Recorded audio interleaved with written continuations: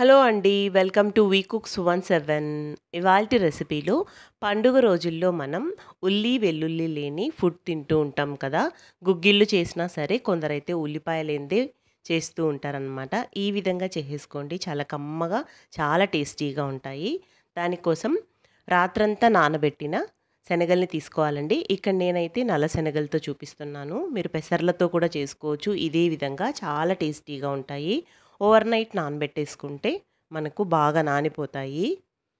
మార్నింగ్లో 3-4 సార్లు నీట్గా వాష్ చేసేసుకొని నీళ్ళంతా వంపేసేసి ఒక కుక్కర్ తీసుకొని మంచినీళ్ళు వేసి కొద్దిగా కళ్ళుప్పు కూడా వేసేసుకొని ఒక 4 విజిల్స్ పెట్టేసుకోండి.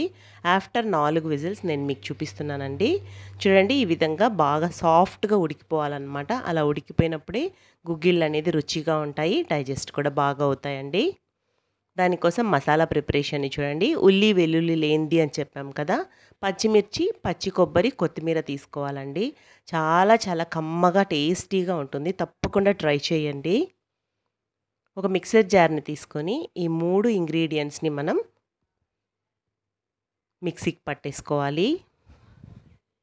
వాటర్ ఏం వేయకండి, అలానే మిక్సీకి పట్టేసుకోండి. మరి మెత్తటి పేస్ట్ లాగా అయిపోకూడదు, కొంచెం కోర్సుగా అలా ఉండాలి. అంతే అండి. ఈ చిన్న మసాలాతోనే చాలా చాలా టేస్టీగా ఉండే గుగ్గిళ్ళు అయితే రెడీ అయిపోతాయి. ఒక ప్యాన్ పెట్టేసుకొని కొద్దిగా ఆయిల్ వేసుకోండి. ఎక్కువ ఆయిల్ అవసరం లేదు. ఇందులో మీరు కావాలంటే పోపు కూడా వేసుకోవచ్చండి. ఇక్కడ నేనైతే డైరెక్ట్గా మసాలా రుబ్బిందే వేసేస్తున్నాను. ఒక 2 నిమిషాలు పచ్చివాసన పోయేంత వరకు ఫ్రై చేసుకొని ఉడికించుకున్న శనగల్ని నీళ్ళతో సహా వేసేసుకోండి. ఇక్కడ నేను సగం వేసానండి, మొత్తం శనగల్ని వేసేయకుండా. ఆ వాటర్ కూడా వేయడం వల్ల ఏంటంటే ఆ మసాలాలో బాగా ఉడికి టేస్ట్ అనేది చాలా చాలా బాగుంటాయండి. మామూలుగా అయితే నేను వీడియో చూసి మీకు నచ్చితే తప్పకుండా ట్రై చేయండి అంటాను. ఈ ఒక్క డిష్కి అయితే ఖచ్చితంగా మీకు నచ్చుతుందండి. అంత బాగుంటాయి గుగ్గిళ్ళు అనేటివి. సో తప్పకుండా ట్రై చేయండి. నీళ్ళంతా ఇమిరిపోయి మసాలా అంతా ఈ విధంగా బాగా పట్టుకునేలా, అంటే కొద్దిగా ఆయిల్ అనేది బయటొచ్చేస్తుంది. ఆ వరకు మీరు ఫ్రై చేసేసుకున్నారనుకోండి, సూపర్ టేస్టీగా ఉంటాయండి.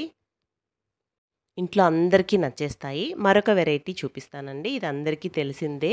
ఎప్పుడు మనం యూజువల్గా చేస్తూ ఉంటాం కదా! దానికి కూడా కడాయిని తీసుకొని కొద్దిగా ఆయిల్ వేసి పోపు వేసుకోండి.